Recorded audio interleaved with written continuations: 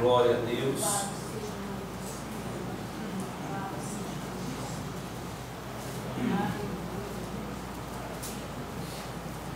Vamos ler do versículo 7 ao versículo 12. Glória a Deus. Malaquias, capítulo 3, último livro do Antigo Testamento, antes de Mateus. Todos acharam? Amém? Diz assim a palavra do Senhor: desde os dias de vossos pais os desviaste dos meus estatutos e não os guardastes. Tornai-vos para mim, e eu tornarei para vós, diz o Senhor dos Exércitos. Mas vós dizeis: em que havemos de tornar? Roubará o homem a Deus? Todavia vós me roubais e dizeis: em que te roubamos? Nos dízimos e nas ofertas alçadas. Com maldição sois amaldiçoados, porque me roubais a mim, vós, toda a nação. Trazei todos os dízimos à casa do tesouro, para que haja mantimento na minha casa, e depois fazei prova de mim, diz o Senhor dos Exércitos, se eu não vos abrir a janela dos céus e não derramar sobre vós uma bênção tal, que dela vos advenha maior abastança. Versículo 11: e por causa de vós repreenderei o devorador, para que não vos consuma o fruto da terra e a vide do campo. Não vos será estéril, diz o Senhor dos Exércitos, e todas as nações os chamarão bem-aventurados, porque vós sereis uma terra deleitosa, diz o Senhor dos Exércitos. Vamos repetir todos o versículo 10? 1, 2, 3. Trazei todos os dízimos à casa do tesouro, para que haja mantimento na minha casa, e depois fazei prova de mim, diz o Senhor dos Exércitos, se eu não vos abrir a janela do céu e não derramar sobre vós uma bênção, que dela vos advenha a maior abastança. Glória a Deus. Podemos assentar em nome de Jesus. Estamos no curso de doutrina, né? Esperança pela palavra, e Deus nos deu um tema para essa mensagem, a esperança em trazer o dízimo. Pode repetir? A esperança em trazer o dízimo. Amém? Há uma consequência.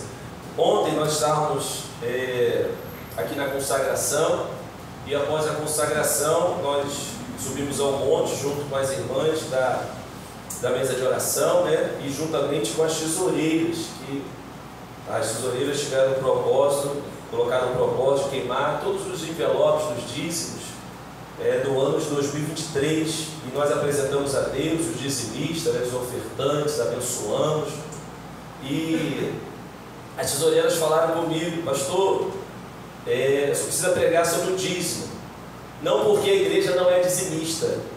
Inclusive a tesouraria teceu elogios sobre a igreja, e sempre quando as tesoureiras têm oportunidade, né, elogiam, falam o quanto é fiel essa igreja. Quem pode dar glória a Deus? O quanto nós somos, né, fiéis, sensatos. Mas para que aqueles estão chegando, né, e alguns ainda têm dúvida como dizimar, o que dizimar, amém? Então nós precisamos estar sempre falando, recapitulando a palavra do Senhor. É um tema que realmente eu pouco falo, porque, como eu falei lá no monte, hoje essa questão de oferta, de dízimo, né, tem sido assim tão banalizado, né?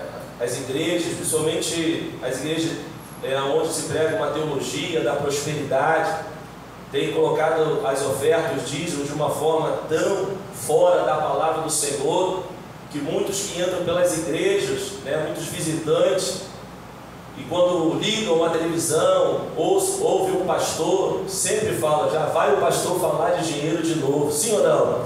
Já vai o pastor falar de oferta de novo. Então a gente até se preserva um pouco e deixa o próprio Deus, o próprio Espírito Santo falar, amém? Mas é importante, nós não podemos nos omitir, porque é uma doutrina, amém? Quem pode dizer amém? Amém. Glória a Deus. Então os dízimos e as ofertas servem para não permitirmos o egoísmo e a avareza de entrar no nosso coração.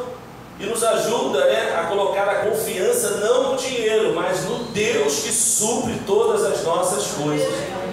Amém? Então é importante, né, esse relacionamento com Deus através das ofertas, através dos dízimos. E como resultado, né, o dízimo é um resultado de uma relação de confiança com Deus. Quando nós entregamos 10%, porque dízimo é a 10ª parte de tudo aquilo que nós recebemos, quando nós entregamos a 10ª parte daquilo que nós recebemos, o Senhor nos dá sabedoria para administrar os 90% que está conosco. O Senhor prospera aquele 90%. O Senhor nos dá graça naqueles 90%. Aqueles 90% se multiplicam em 100, 200, 300. Quantos estão entendendo? E quando nós retemos a parte do Senhor, irmãos, os 100% se reduz a nada. Aleluia! E isso nós vamos ver biblicamente aqui nessa noite.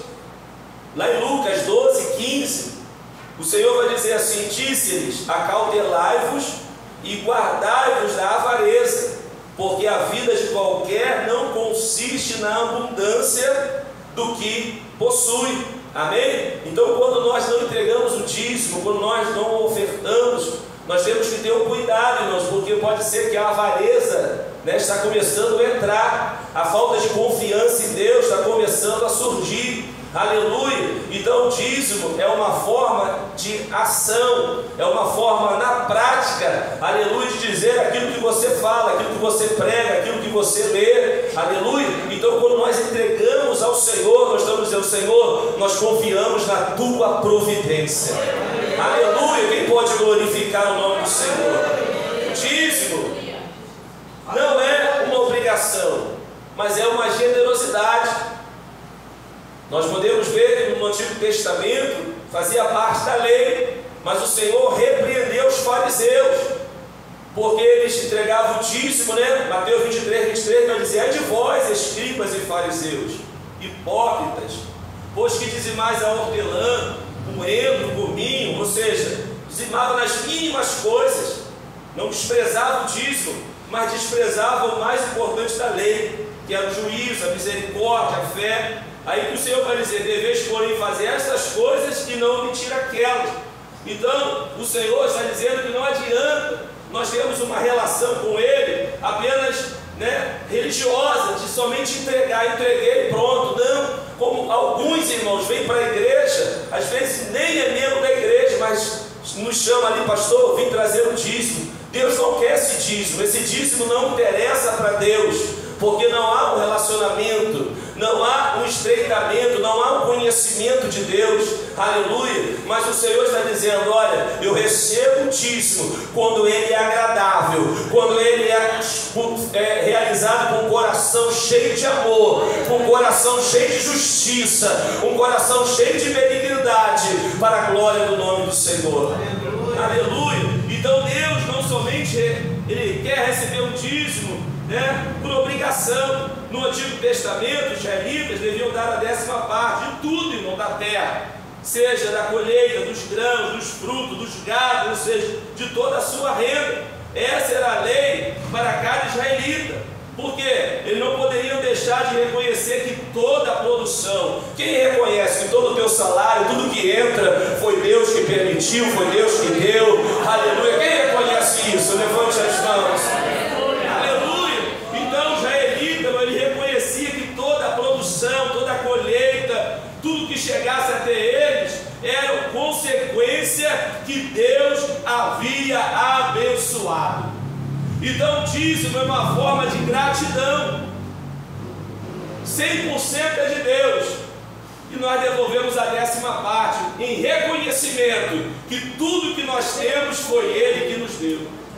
Quantos reconhecem isso? Se não fosse Deus, eu não teria salário, eu não teria saúde, eu não teria emprego, eu não estaria aqui, eu não teria roupa, eu não teria calçada, eu não teria comida, eu não teria teto. Se não fosse Deus, irmãos, nós não teríamos nada.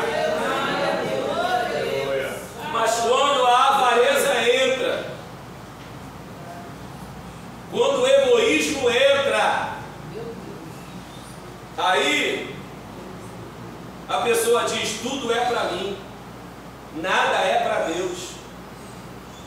Então, o ato de dizimar e continuar dizimando, entregando, é dizer: Senhor, eu confio em Ti. Eu não amo dinheiro mais do que amo o Senhor. Não, eu amo o Senhor em primeiro lugar. O Senhor é tudo para mim. Tem muitos que dizem assim: mas eu ganho tão pouquinho, como eu vou dizimar? Se você tiver esse pensamento, você vai continuar ganhando pouquinho, até menos. E aí nós vamos ver o porquê. Louvado seja o nome do Senhor. Levítico 27, capítulo 30, versículo 32, vai dizer assim: também todas as dízimas do campo, da semente do campo, do fruto das árvores, são do Senhor. Olha o que o Senhor vai dizer: santas são o Senhor. Então o dízimo não nos pertence, irmão. Dízimo é santo. O dízimo é consagrado ao Senhor. Então nós não podemos ficar com aquilo que não é nosso. O dízimo é consagrado ao Senhor. O dízimo não nos pertence. Pertence a quem, pastor? Pertence ao Senhor. Porém, se alguém das suas dízimas resgatar alguma coisa, o Senhor ainda diz: ó, se ainda assim alguém quiser resgatar, quiser reter, acrescentará a quinta parte, ou seja, 20%. O dízimo era tão importante, tão consagrado, e se alguém quisesse abrir mão, se alguém entregasse um animal, entregasse uma colheita, falar: não, eu preciso dessa colheita, esse mês eu preciso dessa colheita, ele teria que dar depois a quinta parte, não a 10ª parte, 20% da colheita. Aleluia! No tocante, versículo 32, no tocante a todas as dízimas do gado e do rebanho, tudo que passar debaixo da vara, o dízimo será santo ao Senhor. Então repita comigo: o dízimo é santo. O dízimo é separado para o Senhor. O dízimo não foi separado para mim. Eu não tenho como, irmãos, abrir mão, aleluia, de querer, ainda que a conta não fecha, ainda que o balanço não fecha, mas eu não ganho 100%, eu ganho 90%. Quem pode glorificar o Senhor? Porque se eu não fizer isso, irmãos, eu estou puxando uma maldição para a minha vida. Nós vamos entender por quê. Qualquer que fosse a produção que tivesse, o benefício de Deus deveria ser honrado com o dízimo. Dessa maneira estavam reconhecendo que Deus era dono de tudo, das terras, dos frutos, dos gados. Quem pode glorificar o nome do Senhor? Quando eu retenho o dízimo, eu estou dizendo: Senhor, quem é o dono sou eu. Eu conquistei com a minha força, eu conquistei com a minha inteligência. Quando eu retenho, eu estou dizendo: Senhor, tu não é o dono não, o dono sou eu. Mas quando eu devolvo a 10ª parte só, eu estou dizendo: Senhor, eu reconheço que tudo provém do Senhor. Aleluia, louvado seja o nome do Senhor. Então entregar o dízimo é uma forma de dar graças a Deus, irmãos, pela abundância. E ao mesmo tempo era uma forma de orar e falar: Senhor, eu estou entregando, eu dou graças a Deus e suplico que mês que vem não venha faltar na minha vida. Então o dízimo é uma continuidade da providência de Deus. Estou dizendo: Senhor, tu me abençoaste hoje e eu creio que o Senhor vai me abençoar mês que vem, mês que vem, mês que vem. Quem pode adorar o nome do Senhor? Oh, glória seja dada ao nome do Senhor. Então entregar o dízimo e as ofertas são forma de ação, de provar que nós amamos a Deus mais do que o dinheiro. Mateus 6,24, o Senhor vai dizer: ninguém pode servir a 2 senhores, porque ou há de odiar um e amar o outro, ou se dedicar a um e desprezará o outro. Não poder servir a Deus e a Mamon, irmãos. Aleluia! Então nós precisamos honrar a Deus com o nosso trabalho, precisamos honrar a Deus com as nossas fazendas, precisamos honrar a Deus com o nosso dinheiro, precisamos honrar a Deus com tudo que, aleluia, a palavra do Senhor nos orienta. Provérbios 3,9 vai dizer: honra ao Senhor. Quem pode levantar a mão direita? Honra ao Senhor com teus bens. Eu vou repetir: honra ao Senhor com os teus bens e com com a primeira parte de todos os teus ganhos, e se encherão, vou repetir, e se encherão, e se encherão, e se encherão, até você dar glória, e se encherão os teus celeiros, e transbordarão os teus vinhos de teus lagares. É a lei do dízimo, é a lei da generosidade, é a lei espiritual de Deus. É a parte consagrada a Deus, não é nossa. Diga, o dízimo não é meu. Deus não abre mão daquilo que já consagrou para Ele, irmãos. Aí nós vamos fazer agora uma exposição de Malaquias 3, 7. Se nós conseguirmos até o versículo 12. Aleluia. Porque nesse período de Malaquias é o período pós-cativeiro. Israel já estava na sua terra natal, o templo já estava construído, o altar já estava construído, o culto já tinha sido restabelecido. Só que eles estavam vivendo de novo, depois de 100 anos que eles retornam do cativeiro, eles estavam vivendo de novo um declínio espiritual. Aleluia! Estava demonstrando o mesmo tipo de infidelidade que marcou toda a sua trajetória. Tudo isso nos diz como as pessoas caem facilmente nos mesmos erros, nos mesmos pecados, como as pessoas são lentas para entender, para aprender a lição com a própria história. Já tinha a história dos seus pais, eles quando retornaram do cativeiro, aleluia, e quando eles começaram a reconstruir o templo, os inimigos se levantaram e eles pararam o templo. A história diz que eles ficaram 16 anos, irmãos, parados, cada um voltou para suas casas. Deus levanta Ageu, o profeta Ageu, também um profeta pós-cativeiro, levanta também Zacarias, para despertar um ânimo neles, para que eles pudessem voltar. Aleluia! A palavra do Senhor vai dizer em Zacarias, se você puder abrir, é só voltar no livro anterior, Zacarias capítulo 1, versículo 3, vai dizer assim, vamos ler até o 6.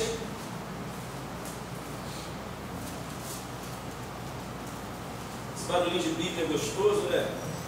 Diz assim, ó, portanto dize-lhes, assim diz o Senhor dos Exércitos, tornai para mim, já estava em declínio aqui, diz o Senhor dos Exércitos, e eu tornarei para vós, diz o Senhor dos Exércitos, e não sejais como vossos pais, aos quais clamavam os primeiros profetas, dizendo, assim diz o Senhor dos Exércitos, convertei-vos agora dos vossos maus caminhos e das vossas más obras, mas não ouviram nem me escutaram, diz o Senhor. Vossos pais, onde estão eles? Aprendam com a história, cadê os vossos pais? E os profetas, viverão eles para sempre? Vai ter sempre um profeta aqui para falar com vocês? Contudo, as minhas palavras, o meu estatuto que eu mandei pelos profetas, meus servos, não alcançaram os vossos pais. E eles tornaram e disseram, assim como o Senhor dos Exércitos fez, tentação de nos tratar, segundo nossos caminhos, segundo as nossas obras, assim Ele nos tratou. Então o Senhor, irmãos, está sempre levantando profeta, Deus está sempre avisando, mas o povo sempre cai no mesmo erro. Já tinha o exemplo dos seus pais, louvado seja o nome do Senhor. Então eles precisavam, irmãos, agora, depois de 100 anos, retornar. Os sacerdotes agora estavam em corrupção. Aqui em Malaquias capítulo 1, no versículo 16, até o capítulo 2, 9, mas nós não vamos ler tudo. Vamos ler o 2, 9. Por isso também eu vos fiz desprezíveis e indignos diante de todo o povo, visto que não guardaste os meus caminhos, mas fizesse acepção de pessoas na lei. Ele está falando aqui dos sacerdotes. Os sacerdotes estavam corrompidos. O divórcio aqui nessa época estava desenfreado. Capítulo 2, versículo 10 ao versículo 16, vai dizer, não temos nós todos o mesmo Pai, não nos criou o mesmo Deus, porque seremos desleais uns para com os outros, profanando o concerto de nossos pais. Judá foi desleal, e a abominação se cometeu em Israel e em Jerusalém, porque Judá profanou a santidade do Senhor, qual ele ama, e se casou com a filha de Deus estranho. Vamos ler aqui o versículo 16. Porque o Senhor Deus de Israel diz que aborrece o repúdio, ou seja, o divórcio, e aquele que cobre a violência com as suas vestes, diz o Senhor dos Exércitos. Portanto, guardai-vos em vosso espírito, não sejais desleais. Então ele estava em total desprezo, irmãos. E o livro vai finalizar denunciando que as ofertas e os dízimos estavam negligenciados. Aí o versículo 7 que nós lemos vai dizer: desde os dias de vossos pais. Desde quando, igreja? Desde os dias de vossos pais, vós desviaste dos meus estatutos e não os guardastes.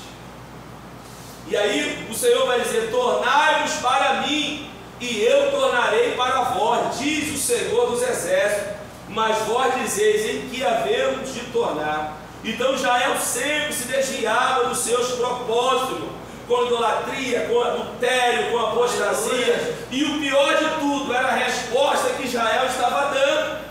Olha a resposta de Israel: em que havemos de tornar? Irmão, como Deus presta atenção na nossa resposta, naquilo que pensamos quando nós ouvimos uma mensagem. Porque eu creio, irmãos, que cada um de nós sabe, entende aonde está o nosso erro, sim ou não? Aonde nós temos falhado. Mas Israel parece que estava de deboche. Eu estava até conversando com a minha esposa, parece que está de ironia, como quem diz: em que nós devemos de tornar, em que nós estamos errando. Como assim? Eles não sabiam o que estavam fazendo, eles não conheciam a lei, os estatutos, ou eles estavam tão apostatados que já não sabiam mais nada, estavam com cara de paisagem. Pior do que o pecado é a resposta que eles dão, porque Deus está assim: ó, vocês estão errados, desde os vossos pais, mas se vocês se arrependerem, se vocês confessarem, eu estou de braço aberto para recebê-los.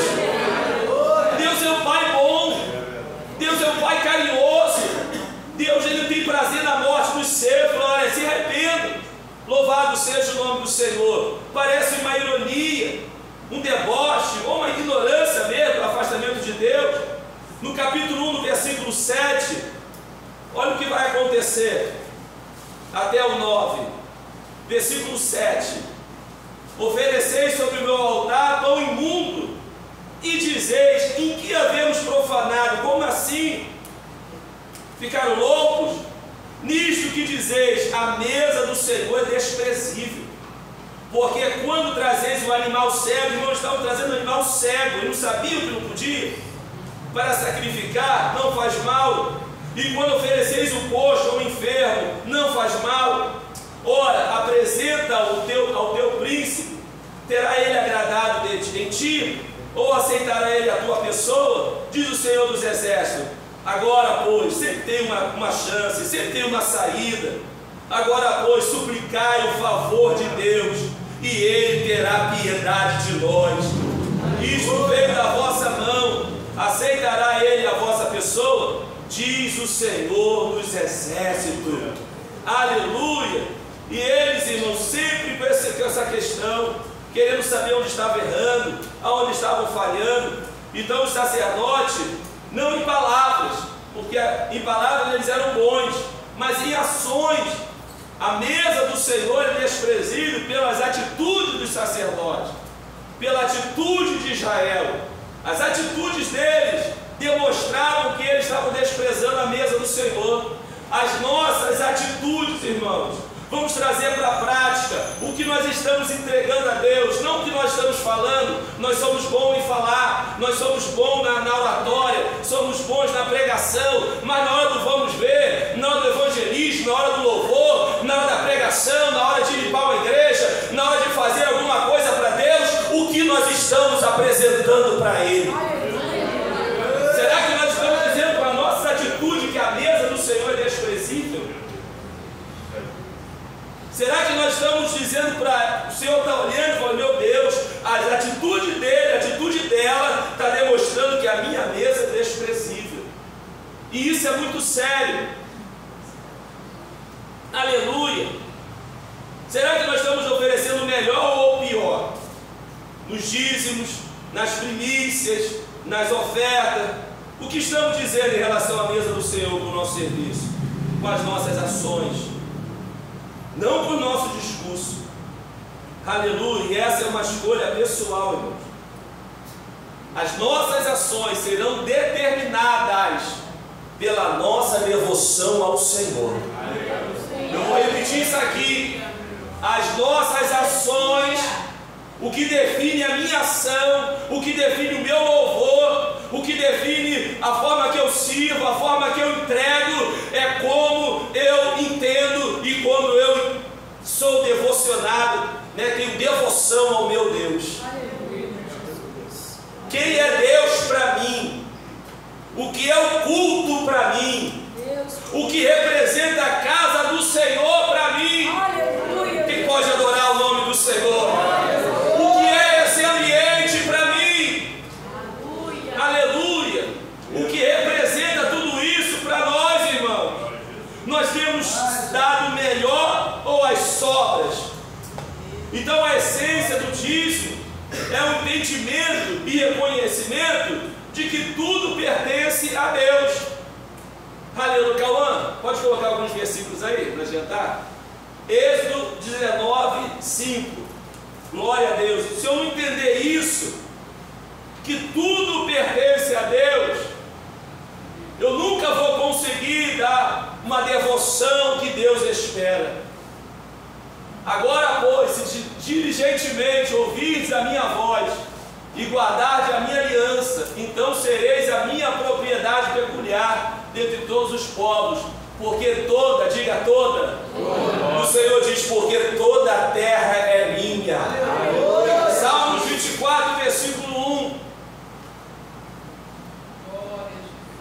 Do Senhor é a terra e a sua plenitude, o mundo e aqueles que nele habitam. Ageu capítulo 2, versículo 8. Aleluia. Minha é a prata, meu Deus do céu, não é teu, não é meu, não é teu. Meu é o ouro, diz o Senhor dos exércitos. Diga, tudo é dele, a terra é dele, a plenitude é dele. Eu sou dele, você é dele, a prata é dele, o ouro é dele. Descansa na mão dele. Entrega com alegria. Entrega teu dízimo com alegria, com paz. Oferte com alegria. Dá o teu louvor com alegria, porque tudo é dele. Aleluia. Além dos dízimos, os israelitas tinham que apresentar várias formas de oferta. Oferta de sacrifício, não dá tempo de nós lermos e falarmos sobre todas elas. Ofertas voluntárias, ou seja, de boa vontade.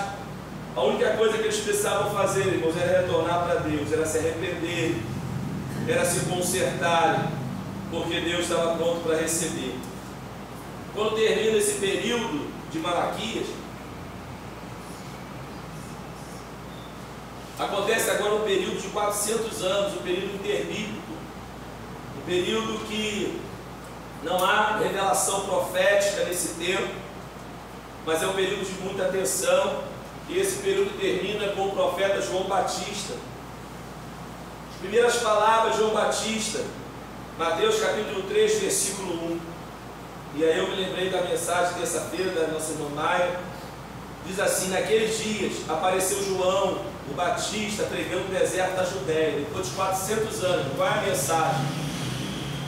Arrependei-vos. Arrependei-vos, porque é chegado o reino dos céus. Não tem mais como vocês brincarem. Não tem mais como vocês ficarem desse jeito. Porque este é o anunciado pelo profeta Isaías, que diz: voz do que clama no deserto, preparai o caminho do Senhor e endireitai as suas veredas. Aleluia. Conserte as suas veredas. Como nós ouvimos aqui na terça-feira, Eclesiastes 7:29, vede isso, tão somente achei que Deus fez ao homem reto, mas ele buscou muitas invenções. Ou seja, se nós queremos que Jesus caminhe conosco, se nós queremos ter a bênção do Senhor, Nós precisamos estar com as nossas veredas endireitadas, precisamos andar em retidão, precisamos ter estradas retas, precisamos andar no caminho reto, sem atalho. Se alguém pegou um atalho, volta para o caminho do Senhor. Aleluia! Endireitai as suas veredas, porque o Senhor quer passar por elas. João Batista veio removendo, é como se ele viesse com um trator removendo montanha. João Batista veio abrindo a estrada para o Senhor. João Batista, onde passava, ele removia a montanha. Não pode ficar isso, não pode ficar aquilo. Se arrepende, se conserta, porque o Messias vai passar. Jesus vai passar. Ele está passando aqui nessa noite. Você pode adorar o nome do Senhor. E a gente tem que consertar as nossas veredas, irmão. Temos que andar em retidão no caminho do Senhor. Aonde estamos errando, vamos nos consertando, porque Jesus está voltando. E não temos desculpa diante do Senhor. O versículo 8 é muito duro, irmãos. O versículo 8 vai dizer, de Malaquias 3: roubará o homem a Deus? Quem é o louco que vai roubar o seu provedor? Quem é o empregado louco que vai roubar o dono da empresa? É isso que Deus está dizendo. Como pode vocês querer roubar o dono da empresa, o dono da terra, o dono do gado, o dono da colheita, o dono de tudo? Como vocês vão roubar aquele que é o provedor, é o benfeitor de vocês? Porque quando vocês não entregam, vocês estão roubando. Aleluia! Roubará o homem a Deus? Todavia vós me roubais, dizeis: em que roubamos? Olha de novo a ironia. Aí o Senhor vai dizer: no dízimo e nas ofertas ao sábado. Então estavam roubando a Deus, não trazendo ofertas exigidas pela lei, substituindo por animais defeituosos, não trazia oferta suficiente. E eu estava vendo esse verbo roubar, no hebraico é kaba, ou seja, tomar a força, é tirar vantagem. Irmão, como nós vamos querer tirar vantagem de Deus, irmãos? É dar burro em ponta de faca. O Senhor falou para Paulo: Paulo, Saulo, tu vai querer contender? Ai de ti, dura para aquele que quer recalcitrar contra os aguilhões, irmãos. Como a gente vai tentar roubar Deus, negociar? Deus não tem negócio. A gente negocia com o homem, mas com Deus não tem como negociar. Quem está entendendo está sendo pregado. Levíticos 27:30 vai dizer, né, já tinha decretado que o dízimo era santo. Quando o dízimo não era pago, irmão, o dízimo servia para quê no Antigo Testamento? Para sustentar os levitas que viviam 24 horas para servir o templo, para servir, o dízimo servia para alimentar os sacerdotes. Lá em Deuteronômio vai dizer que o dízimo servia para alimentar as viúvas, desamparadas, os pobres, os necessitados.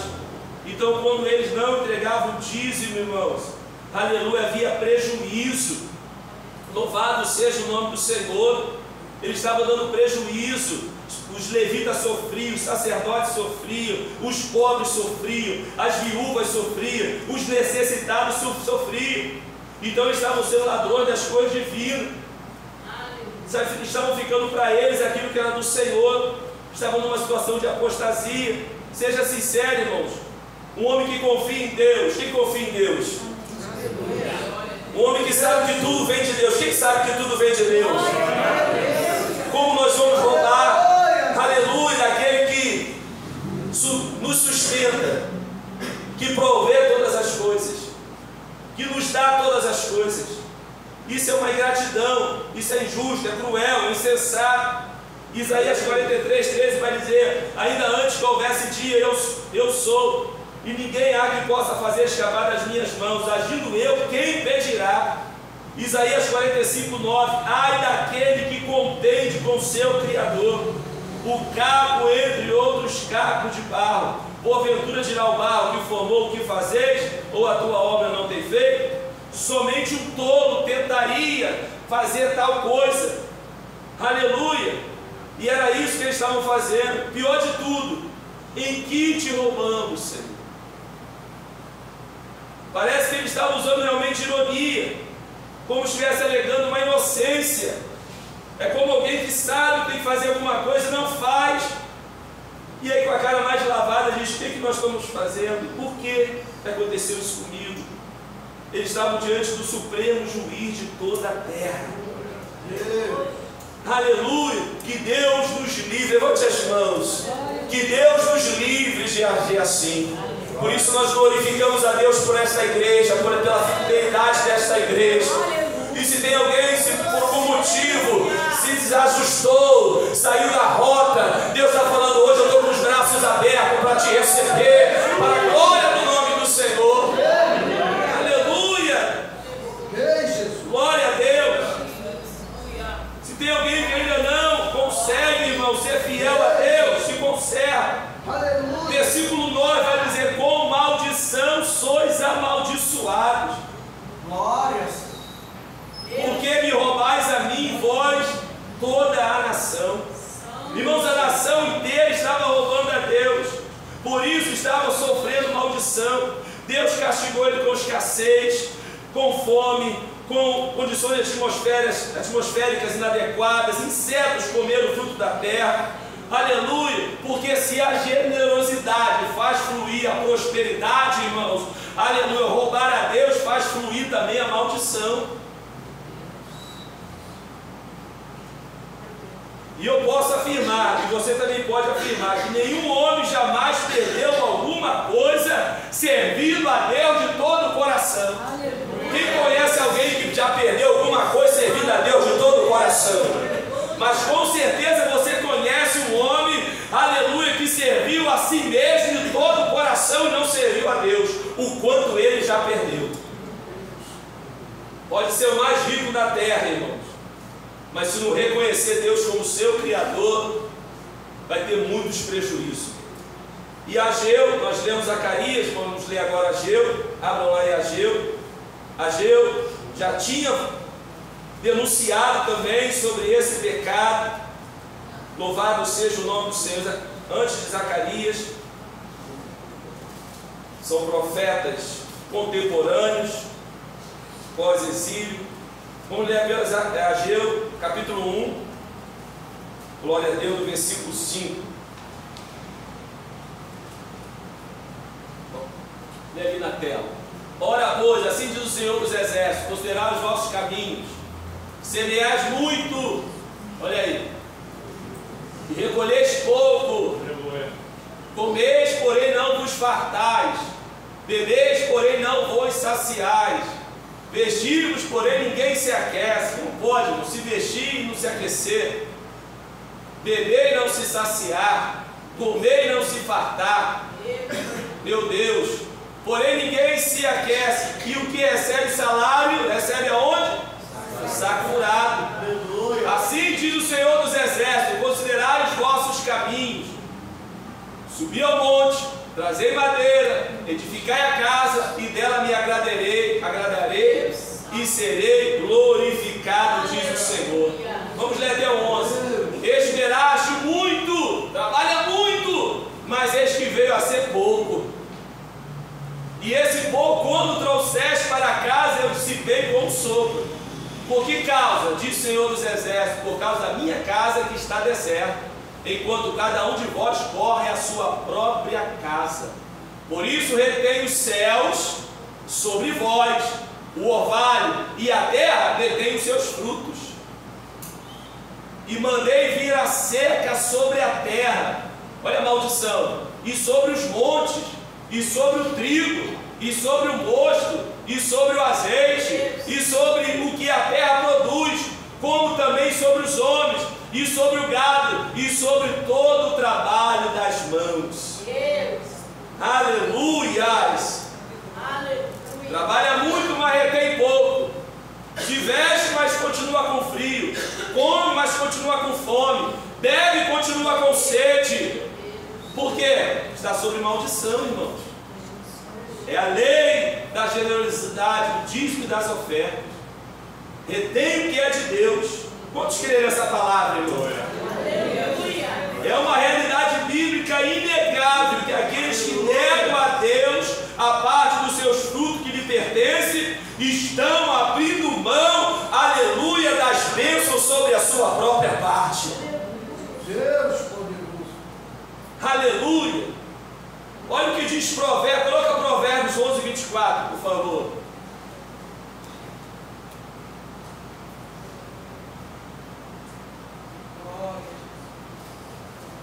As mãos dos diligentes dominará, mas os negligentes serão tributários. Só o 11, 24. Só o 11. Ele botou 12, é o 11, filho. Por favor, né? Estou nervoso aqui, você. 11, 24. Ao que distribui, olha esse texto, olha esse provérbio. Ao que distribui, mais se lhe acrescenta. Deus dá semente ao semeador. Quem não semeia, para que quer semente? Quanto mais tu semeia, mais semente. Quem está entendendo isso aqui? Ao que distribui, se lhe acrescenta. E o que retém mais do que é justo é para a sua perda. Fala para o teu irmão, abre mais a mão que tu vai receber mais de Deus. Aleluia!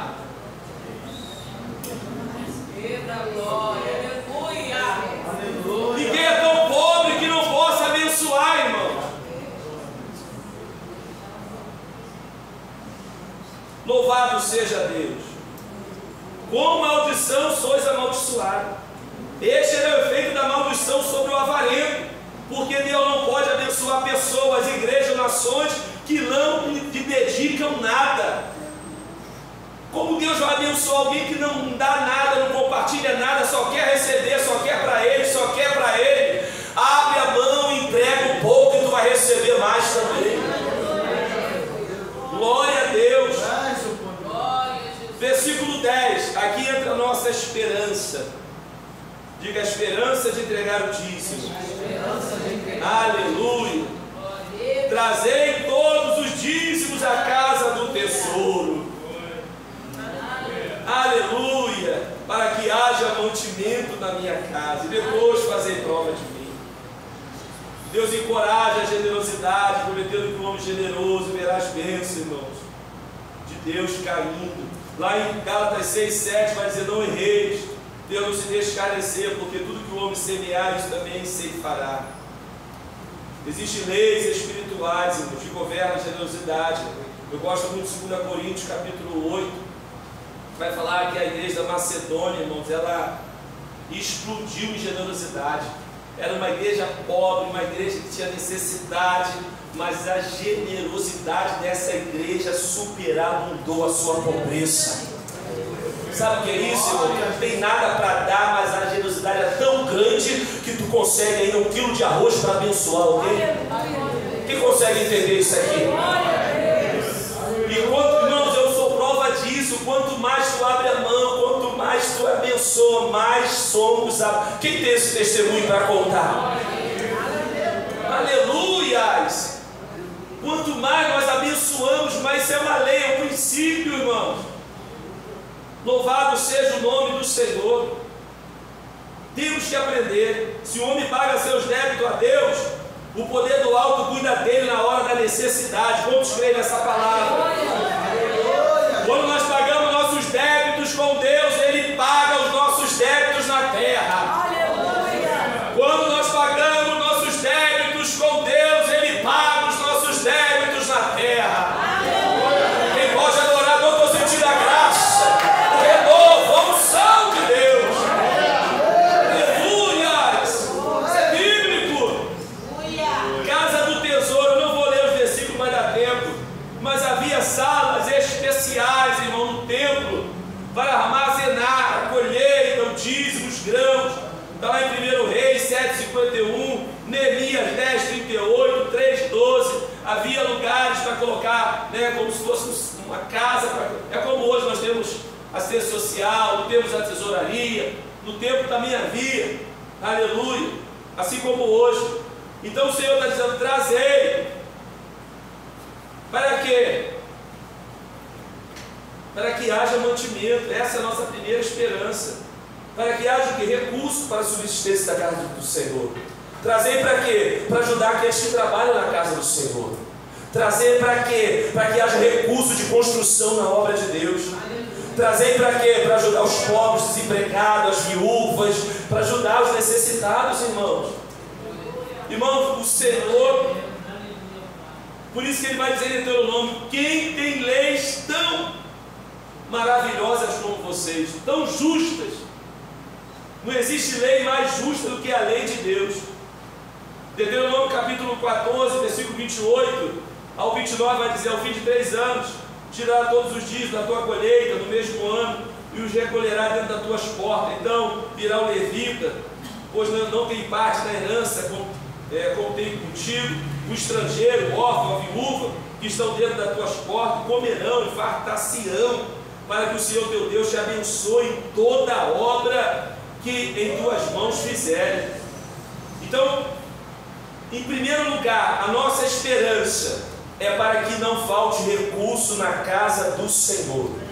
Levante as mãos, repita comigo: para que não falte recursos na casa do Senhor, para que o necessitado venha ter sempre um amparo na casa do Senhor. Irmãos, essa é a nossa esperança, que nunca venha faltar recursos, para que haja mantimento na casa do Senhor, para que não falte um gás, para que não falte um aluguel para quem está desempregado, para que não falte uma vestimenta, para que não falte recurso na casa do Senhor. Glória a Deus! Para que a missão de Deus não seja impedimento, irmão, quando aparecer um lugar para fazer uma obra, um ponto de pregação, para que não falte recurso, para que a missão venha a ser concluída. Aleluia! Quando todos são dizimistas e ofertantes. Segundo lugar, isso aqui é maravilhoso: trazer todos os dias para a casa do Senhor. Primeira esperança, para que haja mantimento na minha casa. E depois, fazer prova de mim, diz o Senhor: se eu não vos abrir as janelas do céu, aleluia, e não derramar sobre vós uma bênção tal que dela vos advenha maior abastança. Diga: abrir a janela do céu. A nossa esperança é que a janela do céu nunca venha se fechar para essa igreja. É que a janela do céu nunca venha se fechar para a minha família, para a tua família, para a tua casa.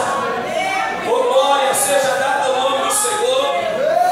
A nossa esperança é que a janela do céu esteja sempre aberta para nós. A generosidade é entregar o dízimo e a chave que abre as janelas do céu. E eu creio que muitas janelas serão abertas hoje para a glória do nome do Senhor, porque Deus está nos enchendo demais ainda de generosidade. Irmãos, as bênçãos, a promessa é, a esperança é que as bênçãos seriam tão grandes, irmão, que não teria lugar para armazenar tanta bênção, ao ponto de você distribuir, de abençoar outra família. Quem crê nisso? Você vai ter tanto pela glória do nome do Senhor. Aleluia. Deus pode derramar tanta bênção ao ponto de você distribuir e abençoar outras famílias. Deus me deu um texto maravilhoso em Gênesis capítulo 7. Coloca aí Gênesis 7, 11, irmão. Receba essa palavra profética. Gênesis 7, 11 vai falar do dilúvio. No ano 600 da vida de Noé, no mês segundo, aos 17 dias do mês, naquele mesmo dia, se romperam todas as fontes do grande abismo e as janelas do céu se abriram. Você que recebe profecia, levanta a tua mão direita. As janelas do céu vão se abrir, não para cair chuva para molhar, não, mas para cair chuva de bênção, para sanar. Meu Deus do céu, essa conta vai ser paga para a glória do nome do Senhor. Se Deus vê generosidade, se Deus contemplar amor, se Deus vê fidelidade, essa janela vai ser aberta e chuvas de bênção serão derramadas. Só quem crê, só quem crê, só quem crê, glorifica o Senhor. Glória a Deus. Aleluia. Diga: generosidade. 2 Coríntios capítulo 9, E digo isto, que o que semeia pouco, também pouco se fará. E o que semeia abundância, em abundância se fará. Cada um contribua segundo propõe no seu coração, não com tristeza, porque Deus não recebe, nem por necessidade, porque Deus ama o que dá com alegria. Diga com alegria. Diga com alegria. Se não é com alegria, não dê. Mas se você tem alegria, abençoe com força a obra do Senhor. E Deus é poderoso para fazer abundar. Diga abundar. Em vós toda a graça, a fim de que tendo sempre, em tudo.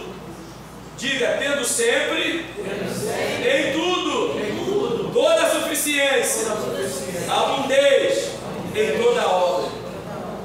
Mas para isso, irmão, temos que servir a Deus primeiro. Diga, a Deus primeiro. Aí depois disso nós vamos fazer prova. O Senhor fala, ó, trazei os dízimos a casa do tesouro. Primeiro para que haja mantimento, nossa esperança. Na minha casa, depois de fazer prova. Aí o crente quer inverter isso aqui. Primeiro eu quero ser abençoado para depois fazer prova. Não. Deus está falando, na tua pobreza, na tua necessidade, tua oferta, tu dá o dízimo e depois fazer prova de mim. Ah, pastor, eu ganho um pouquinho, não tem como, faço as contas, não dá. Vai continuar não dando até você morrer. Mas se você resolver, Senhor, pela fé, eu vou tirar e vou fazer prova de ti. Quem está entendendo essa palavra? Não é para ser abençoado para depois trazer o dízimo. É trazer o dízimo para depois ser abençoado. Fazer prova. Diga, fazer prova.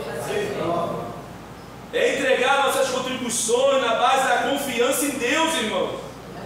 Da fidelidade, da confiança que Ele é o provedor. Ele não é o dono da terra, Ele não é o dono da prata, Ele não é o dono do ouro, Ele não é o dono de tudo. Ou a gente não acredita na palavra que nós pregamos e que lemos.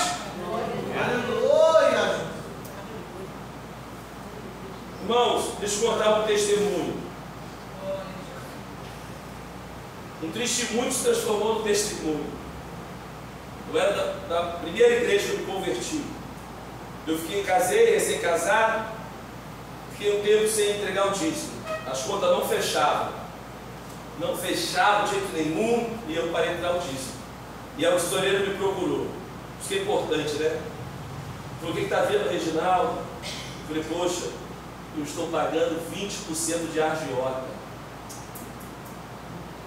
Pegava empréstimo, pegava uma agiota. Ele falou, Reginaldo, quando você estiver pagando a agiota, priorizando o diabo, 20%, não der 10% para Deus, você nunca vai sair do agiota. No mês seguinte, eu não quis nem saber. Primeiro eu tirei os 10% da obra do Senhor. Deus reverteu, Deus mudou o jogo. Estava perdendo de goleada, daqui a pouco eu que estava perdendo de goleada para a glória do nome do Senhor. É na base, diga, na base da confiança, na base da fé, meu irmão. Aleluia. Devemos realizar o trabalho que é a nossa parte, depois colocar a prova e confiar nele, na nossa necessidade, irmão. Lembra de Elias? Lá em 1 Reis 17:13, ele usou esse método com a viúva de Serepta, quando disse, e Elias lhe disse, a viúva não tinha nada, você tem um pouquinho, é comer e morrer. Quem tem para comer e morrer vai dar para alguém, irmãos? Eu creio que nós temos mais do que isso, sim ou não? Quem tem só para comer e morrer no outro dia? Nós temos um pouquinho mais, sim ou não? Mas essa mulher só tinha para comer e morrer. Aí Elias diz, não temas, vai, faz conforme a tua palavra, porém faze dele primeiro para mim, primeiro para ele, um bolo pequeno, e traz aqui, depois fará para ti e para o teu filho. Quem pode levantar as mãos e adorar o nome do Senhor? Diga primeiro para ele, depois para mim, primeiro para ele, depois para mim, primeiro para ele,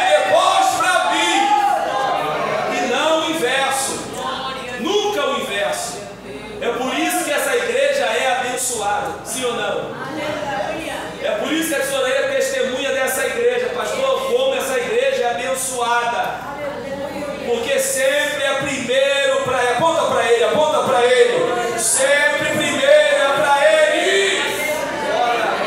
Aí se sobrar é para mim, primeiro para Ele. Glória a Deus.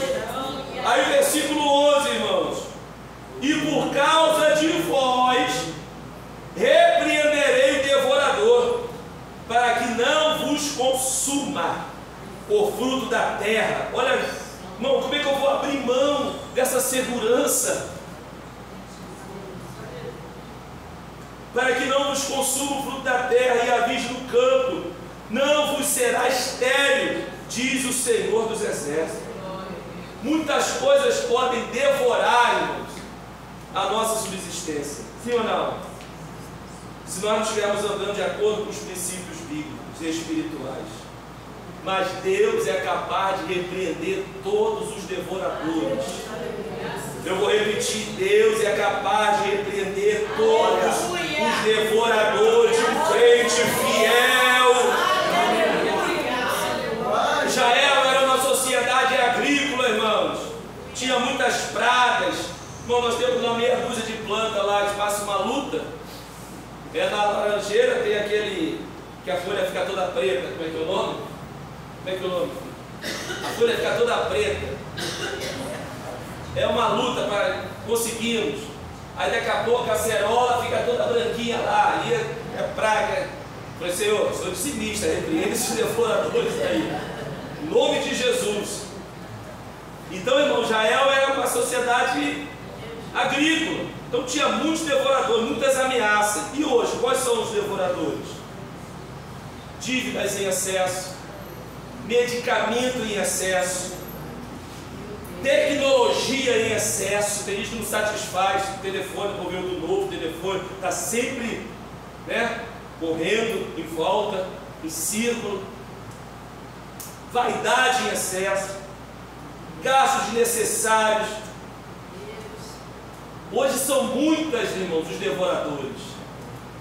Por isso que 2 Coríntios capítulo 11, o apóstolo Paulo vai dizer para que a igreja suportasse ele mais um pouquinho, que ele estava como louco, preocupado, para que eles não fossem enganados como Eva foi enganada, para que eles não se afastassem da simplicidade que há em Cristo.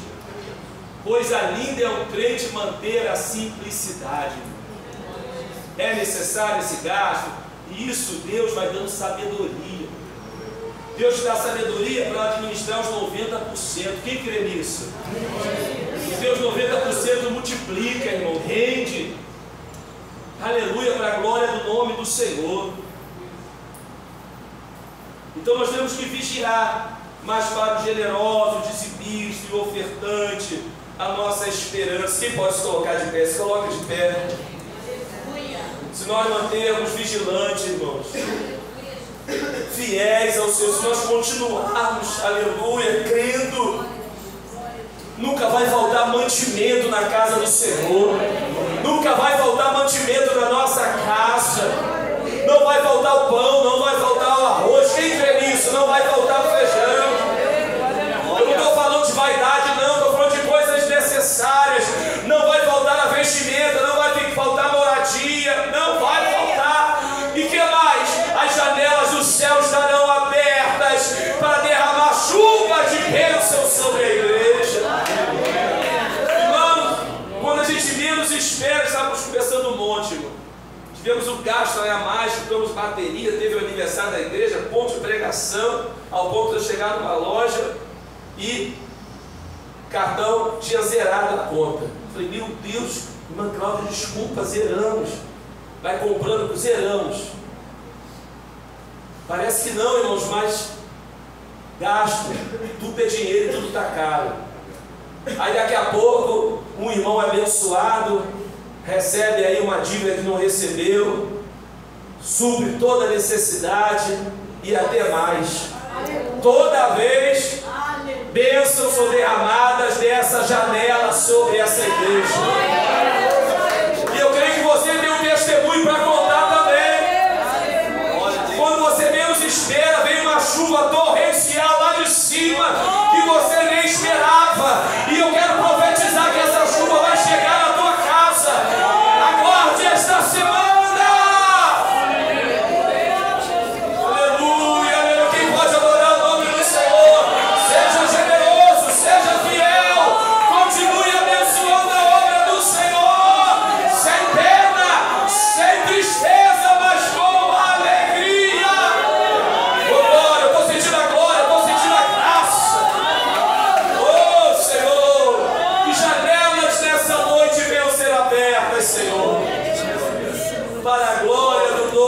Senhor. Quem pode aplaudir esse Deus maravilhoso?